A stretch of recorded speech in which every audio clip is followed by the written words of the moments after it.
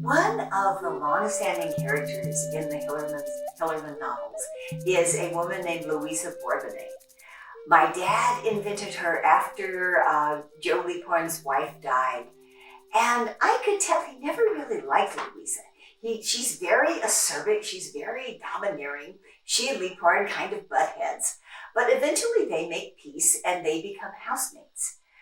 Well, I like Louisa, and I thought in Lost Birds, because Joe Leaphorn is in the spotlight, it also would be fun to develop the character of Louisa a little more.